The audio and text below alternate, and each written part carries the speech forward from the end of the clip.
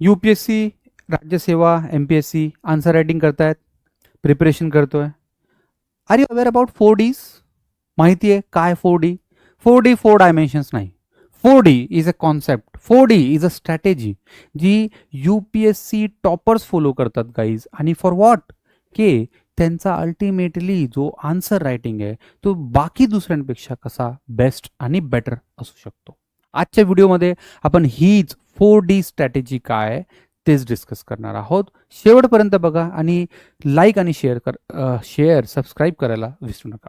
So guys बघा, UPSC answer writing as you know it well, yes MPSC सुद्धा, ठीक आहे, की हा फक्त तुमचा नॉलेज काय और what you know about the concept याच्यावर नाही आहे ना. What you write actually there in the examination, actually there in the paper, याच्यावर खरंच हा जास्त डिपेंड करतो. मग आता आपण जे राईट करतोय ते खरंच जर का तेवढं कंक्रीट नसेल, ते जर का तेवढं व्हॅलिडेट नसेल, ते जर का तेवढं सपोर्टिव्ह नसेल है ना. जर मी एखादा तुम्हाला एक्झाम्पल दिला, जर मी एखादा स्टेटमेंट दिला आणि त्या स्टेटमेंटला जर का मी सपोर्ट करण्यासाठी एखादा डेटा, फॅक्ट, फिगर है ना, हे जर का तिथं दिलं, कोट दिला, गांधीजीचा असेल, नेल्सन मंडेला असेल, नेहरू असतील, ठीक आहे, आणि बाकी अजून जे काही स्कॉलर्स आहे यांनी त्याच्याशी रिलेटेड त्यांचं जे ओपिनियन होतं त्याच्याशी रिलेटेड जर का काही इन्फॉर्मेशन आपण दिली, believe me that would rather be a best thing that you can do with any answer writing itself. No doubt कॉन्टेंटला तो टिपिकली जो बेसिक अंडरस्टँडिंग त्याला तो रिप्लेस नाही करणार, पण ही 4G स्ट्रॅटेजी तुम्हाला तो कॉन्टेंट कसा ब्युटिफुली प्रेझेंट करता येईल, कसा ब्युटिफुली व्हॅलिडेट करता येईल, कसा ब्युटिफुली सबस्टॅन्शिएट करता येईल याच्यासाठी खरंच हेल्प करणार. ठीक आहे. सो येस, मग आता बघा इथे मी तुम्हाला एक 4D here it means diaries है ना. सो तुम्हाला इथे मी 4 डायरीजचा मेन्शन सांगतोय आणि ही स्ट्रॅटेजी तुम्हाला आन्सर रायटिंगसाठी खरंच खूप हेल्पफुल राहील. कारण गाईज लक्षात ठेवा, only reading the content is not enough, only reading the information is not enough. You need to ensure ती इन्फॉर्मेशन तुमच्या माइंड आणि बॉडीचा, ब्लडचा पार्ट झाली पाहिजे है ना. जसं आज मी जर का तुम्हाला आत्ता विचारलं की 5चा टेबल मला सांगा, मग तुम्ही म्हणणार की सर एवढा बेसिक क्वेश्चन विचारता तुम्ही, खरंच तुम्हाला असं वाटतं की आम्हाला येणार नाही? No, I really know this fact की तुम्हाला 5चा टेबल, 10चा टेबल, 15चा टेबल, 20चा टेबल अप टू 20 पर्यंत येत असेल. बट जर का मी तुम्हाला 35चा, 33चा टेबल विचारला, 39चा टेबल विचारला, तुम्हाला येणार नाही का? फॅक्ट इज, कारण 20 पर्यंत इन जनरल सांगतोय की आपण हे टेबल्स मल्टिपल टाइम्स रीड आणि रिवाइज केलेत. येस, एवढ्या टाइम्स रीड आणि रिवाइज केलेत की ते आता आपल्या माइंड आणि बॉडीचा पार्ट झालाय. तुम्ही कधी विचारा सर, मी त्याचा आन्सर देऊ शकते. बट ज्या गोष्टीला आपण बघा टिपिकली रिपिटेटिव्ह रिव्हिजन दिलेली नाहीये, त्या पर्टिक्युलर पॉइंटला काय होतंय, आपल्याला राईट रिव्हिजन, रिकॉलिंग होत नाही आणि मग आपला कॉन्फिडन्स कमी असतो. मग अशा केसमध्ये तुमच्याकडे ह्या ज्या particularly for the case of repetitive revision, मी तर जनरली सांगतो revision is the key. What is topper, either Rajyaseva असेल, आयदर UPSC असेल, he or she is nothing but revision. What he or she revise. Simply the thing is की तुम्हाला एवढ्या वेळेस revise करायचंय की तो तुम्हाला फक्त तो पॉइंट बघितल्या त्या गोष्टी यायलाच पाहिजे है ना.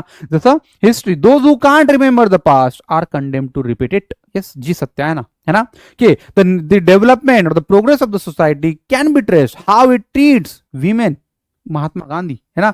Be the change you want to see in the world, Mahatma Gandhi है ना. भरपूर कोट्स आहेत. जर का तुम्हाला हे त्या एक्झॅक्ट मुवमेंटला जर का आठवले, तुम्ही इंट्रोडक्शन करू शकता, तुम्ही कन्क्लुजन करू शकता, तुम्ही इन बिटवीन व्हॅलिडेट करू शकता, तुम्ही एसे मध्ये इलॅबोरेट करू शकता.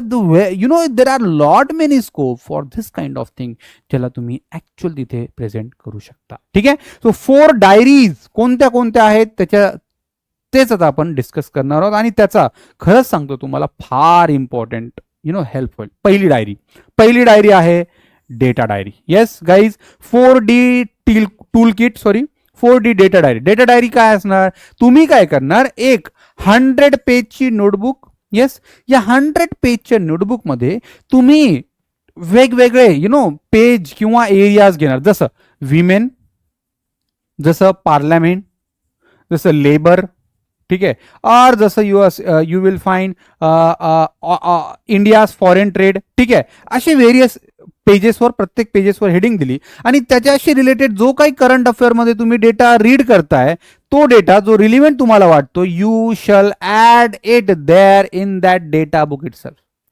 Yes, right. आता मग काय होणार, इनिशियली तर तो पुअर डेटा बेस असेल, बट विथ टाइम तुम्ही बघणार की ती डेटा बुक आता रीच झाली आहे. त्या डेटा बुकमध्ये फॅक्ट्स आणि डेटा तिथे ऍड झाले. अशा केसमध्ये मग ते आपल्याला तिथे आन्सर रायटिंग करण्यासाठी फार हेल्प करतील. पण लक्षात ठेवा, या सगळ्या डेटाज, या सगळ्या डायरीज तुम्हाला डेली बेसिसवर रिवाइज सुद्धा करायची. पहिली data diary.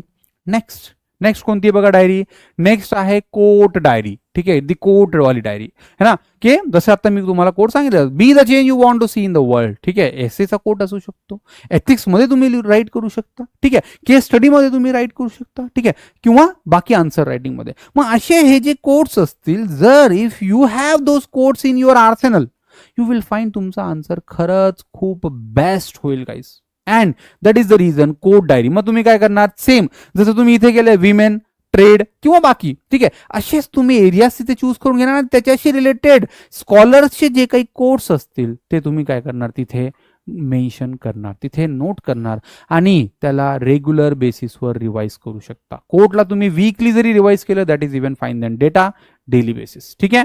Then third diary is the figure और डायग्राम डायरी, DD. ठीक आहे, 3D काय आहे आपली, diagram.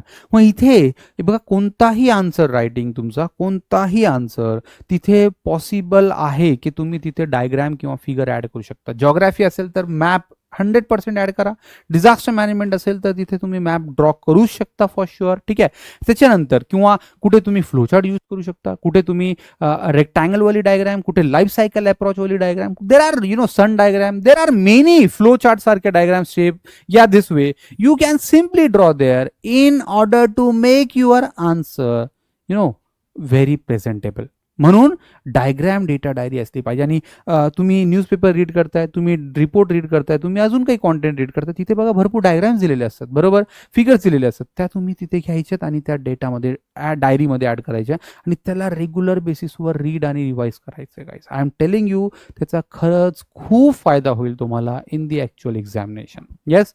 And the last 4D काय आपली, 4D is nothing but the example और केस स्टडी डायरी. ठीक आहे, जसं एथिक्समध्ये केस स्टडीज असणार किंवा यू विल फाइंड तुम्हाला जो काही आर्ग्युमेंट मेक केला GS2 मध्ये, GS3 मध्ये, GS1 मध्ये, तुम्ही ते एक्झाम्पल्स तिथे पुट करू शकता. एथिक्सचे मला आठवत आहे, मी पर्टिक्युलरली एथिक्सचे एक्झाम्पल्स पुट इन करून घ्यायचो. जसं की आता CJPचा प्रोटेस्ट झाला, मग तिथे काय एथिकल एक्झाम्पल्स येऊ शकतात का, है ना, कोणी हेल्प करतोय इन टर्म्स ऑफ फूड, कोणी झोमॅटो डिलिव्हरी करतोय आणि कुठे कुठे पोलीस एक्सेस पण आहे किंवा अगेन प्रोटेस्टरचा पण एक्सेस आहे. ठीक आहे, मग ते एथिकल एक्झाम्पल्स मध्ये येऊ शकतात का, बिलकुल.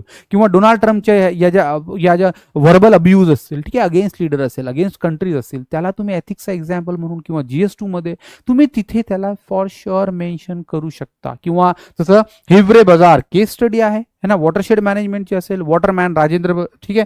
देन त्याच्यानंतर government initiative digital India, aspirational district, best practices, Kerala's Kudumbashree model. ठीक आहे, मग अशा भरपूर एक्झाम्पल्स आहेत world across, in fact in India, की तुम्ही त्याला तिथे मेन्शन करू शकता. आणि believe me guys, if you are doing this 4Ds, your answer will be very enhanced, very mark fetching and way above than someone else, who is your competitor. मग तुम्हाला या 4Ds मॉडेलचा बेसिक यूज करणं फार important आहे, है ना. म्हणून सांगतो गाईज की तुम्ही हे जे काही सगळ्या जी इन्फॉर्मेशन घेतली आहे ना, की डेटा डायरीचा यूज करा तुमचा आन्सर इफेक्टिव्ह बनवण्यासाठी, एक्झाम्पल डायरीचा यूज करा again to make your answer effective. आणि प्रत्येकाचा काय हेल्प होतोय, काय यूज होतोय, you will find every this activity, this diary would rather give help you fetch good marks. So yes, this is what for this diary वाला concept. आवडला असेल, खरंच माहिती ॲडिशनल वाटली असेल तर let me know in the comment box. Model आन्सरची link मी इथे ॲड केलेली आहे, ती डाउनलोड करून घ्या आणि मला फीडबॅक पण द्या. खरंच तुम्हाला कसे मॉडेल आन्सर्स वाटते, इफेक्टिव्ह आहेत का नाही. थँक्यू. भेटूयात परत इन दी नेक्स्ट सेशन.